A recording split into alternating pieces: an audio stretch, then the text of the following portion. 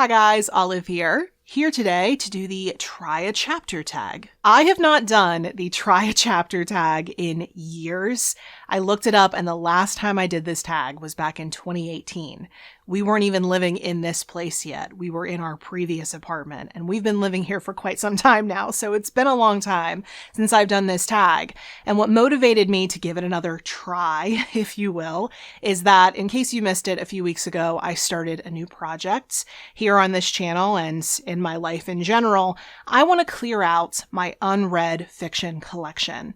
I highly suspect that I'm never going to get to a lot of them, and they're just taking up shelf space that I could be putting nonfiction on instead. I want to reorganize all these books, and I think I want to get rid of a lot of fiction before I do that. In case you missed the video that I posted in which I introduced this project, I'll link it for you in the description box below and up in the cards if you want to hear a little bit more about it, and if you want to see all the books that were on the first shelf. In that video, I asked for all of your opinions on all the books that were on that first shelf out of the 5 that I'm looking to clear off total.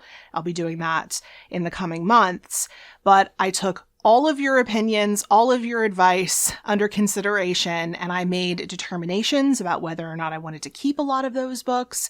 I'll have final numbers for you at the end of the project, but there are 5 books that I couldn't get any kind of a read on. There wasn't any clear consensus about whether or not they were worth reading, and I myself couldn't decide if they were books that I wanted to keep around.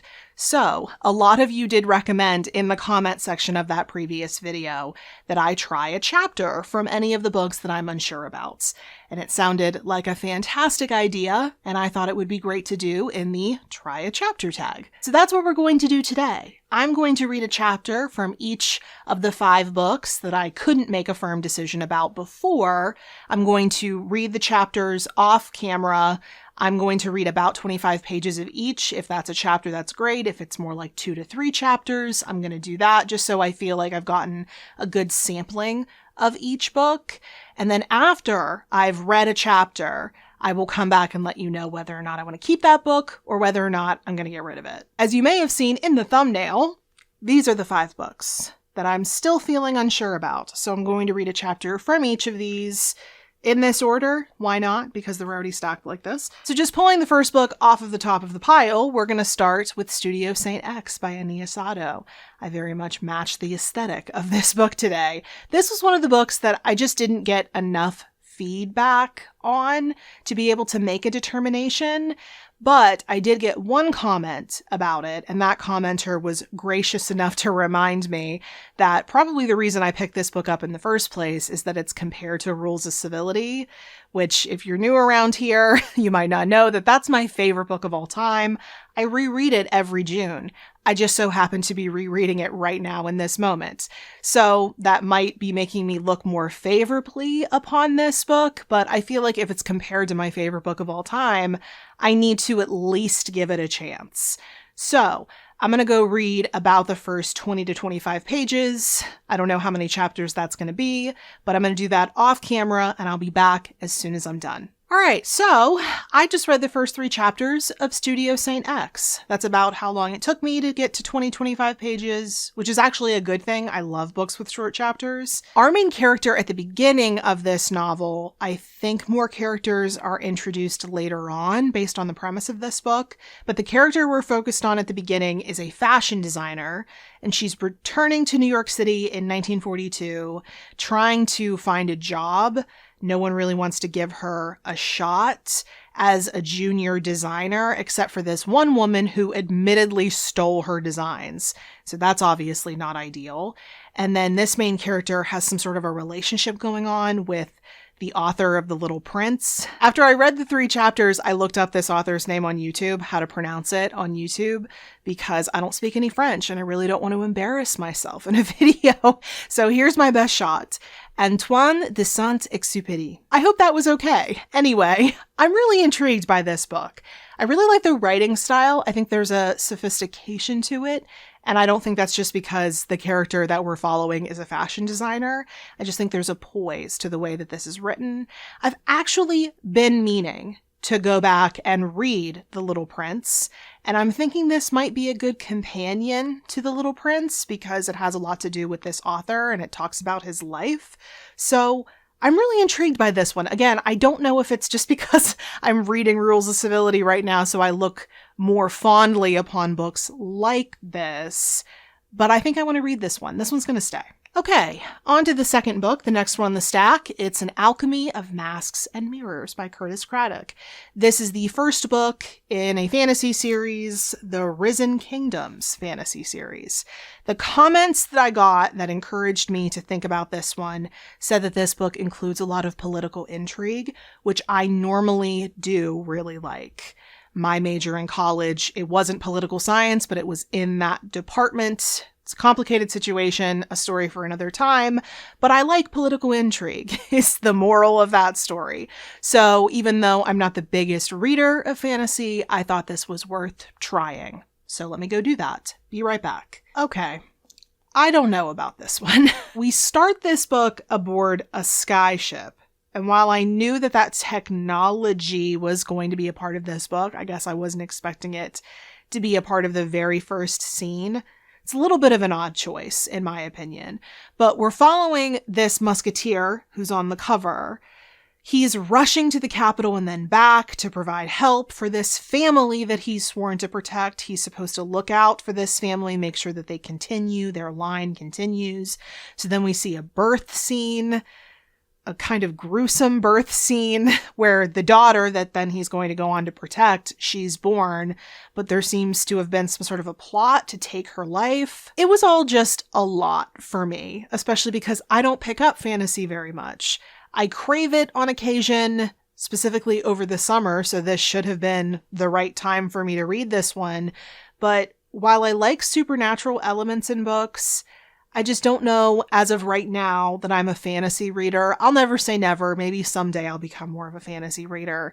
But when I'm looking at my shelves and thinking about what I want to see right now based on the reader that I currently am, I don't think fantasy should be included because I just don't reach for it.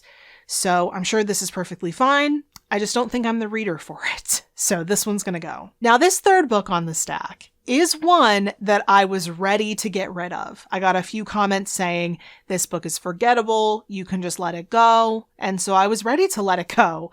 But then I got one comment that changed my mind and made me want to give it a try. That book is An Object of Beauty by Steve Martin. One of the commenters on that previous video said that there are lines about art and the art world that stay with them and then have gone on to become some of their favorite lines about art. I love books like that, so I'm going to give it a try, and I hope that it ends up being a winner because I would really like to read those lines that that person was talking about. But before I go and read my pages, I want to show you the end papers on this one. I meant to show you these in that last video and forgot to do it. Look at that.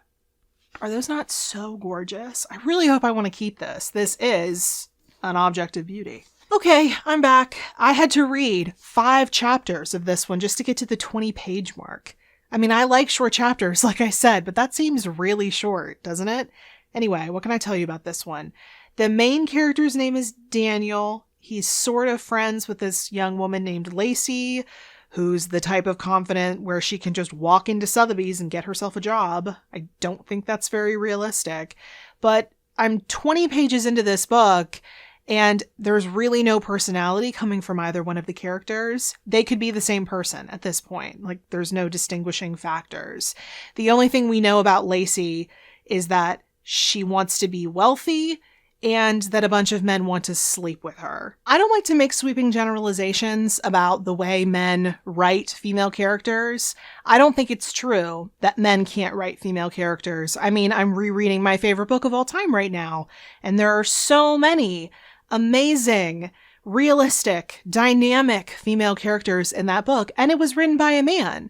But at this point in this book, I'm not convinced that Steve Martin can write good female characters. And I know it's probably too early to pass a final judgment, but that's kind of the task at hand here. I have to judge this book based on the small snippet that I've read. And I feel like By the point that I'm at in this book, 20 pages in, I should know more about Lacey than the fact that she's desirable to men. As much as it pains me to say this, because this is such a beautiful book, I think this is one I'm just going to let go. Maybe I'll want to try it again in the future, but I can get it from the library. Now, these final 2 books that I'm going to be reading from are books that I got so many comments on, and they were all over the map in terms of people's reactions to these books. I couldn't get any kind of a consensus on whether or not people thought these were any good, because some people loved them, some people hated them, some people recommended very strongly that I read them. Other people said, no, you can just get rid of that one. So I very much appreciate all of those comments, because they very much made it clear that I'm going to have to try these 2 books for myself and see where I land on them. One of those 2 was The Book of Speculation by Erica Swyler. So I'm going to read a little bit from this and see what's going on in here. Hi there. So I read 2 chapters of The Book of Speculation, which was about 25 pages. And the main character in this book is Simon. He's a librarian. He lives in a cottage by the water. I think the cottage is slowly collapsing. His mother drowned a number of years ago, and his sister ran off a few years back. His sister is going to come back to visit in July. I think it's June when this book opens, which is very appropriate since it's June right now. And then he receives a mysterious book in the mail that for some reason has his grandmother's name in it, and he doesn't really know why. I got all of that from the first chapter, though. And I think if I had just read 1 chapter as opposed to 2 to make up the 25 pages, 20 to 25 pages I wanted to read from all of these books, I think if I had just read the first chapter, I'd now be coming back and saying, I'm going to keep this one because I'm really interested in that first storyline. I really want to know more about that book. But the second chapter, we hop way back in time, and we're focused on people who I'm assuming are Simon's relatives, or they have something to do with Simon's family history. And I just wasn't really that interested. I don't mind books that hop back and forth in time. That normally doesn't get in my way. But for whatever reason, I just really didn't like it here. And also, I think just the nature of me doing this tag, I really struggle to get into fiction, like right up front. It takes me a while to really feel invested in a work of fiction. It's one of the reasons why I'm not a big short story reader. But now in this video, I'm starting 5 different novels. So for one of them to have the kind of dual narrative thing going on, it felt personally insulting. I just really didn't care all that much about the second storyline.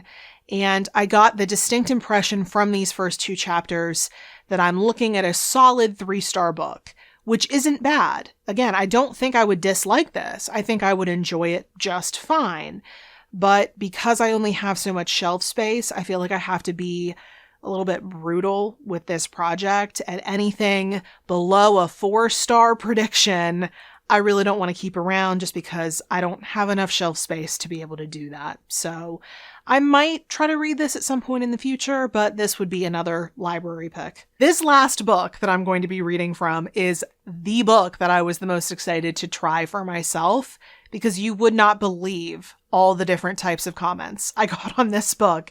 It's called The People of the Book by Geraldine Brooks. I mean, the comments that I got ranged from, that's my favorite book, to it's overrated and other books do it better. So I don't know where I'm going to fall. I got to try it for myself. So I'm going to go do that and I'll be right back. All right. I finished the last 25 pages in this try a chapter project I read from People of the Book by Geraldine Brooks. Now, in that first 25 pages, I learned that in the book, it's 1996. Our main character is a rare book conservator, and she's been called into Sarajevo to look at this extremely rare manuscript. She's going to study it, she's going to catalog it, and I think do some minor restorations, things that won't affect the future study of the book. Maybe this is going to be an unpopular opinion because now that I've read all the comments in that comment section of that previous video, I know that there are people out there who are not a big fan of this book, but I really liked what I read. I really liked the main character. She's really nerdy. I found that to be relatable, of course, but I thought she was really funny. Like, I chuckled out loud several times just in the first 25 pages. I want to know more about this manuscript in the way that I wanted to know more about the book in the Book of Speculation, but I didn't really feel compelled to keep reading after that second chapter kind of put me off of the book. After reading the first 25 pages, I didn't want to put this book down. I wanted to keep going. And for me, that means that this is probably at least a 4-star book, if not a 5-star book. And that's the main point of this entire project. I want books on my shelves that are going to earn at least 4 stars from me. So I'm going to keep this one. So we are now at the end of this project within a project. I have read chapters from each of the 5 books that I was still feeling unsure about. After the previous video, I've decided I'm getting rid of these 3, An Object of Beauty, the Book of Speculation, and An Alchemy of Masks and Mirrors. And I'm keeping only 2 of them, Studio Saint X and People of the Book. I feel really good about these 2. I feel like chances are really good that I'm going to enjoy both of these. Both of these I feel have earned their shelf space, and the other 3 I can include in the get rid of pile, which is mighty tall right now. So with the conclusion of this try a chapter video, shelf 1 in this 5 shelf project is now complete. I know which books off of that first shelf that I'm keeping. I know which ones I'm getting rid of. And I have to thank you because your advice and your opinions helped me so much, including the advice to include a try a chapter component. This video was so enlightening, so helpful. As always, if you have any comments or questions about anything you've seen in this video, about anything in general, or about this project, you can put any or all of that down in the comment section below. If you'd like to keep up with what I'm reading or writing about right now, you can find me on various places around the internet, including Goodreads and other social media platforms.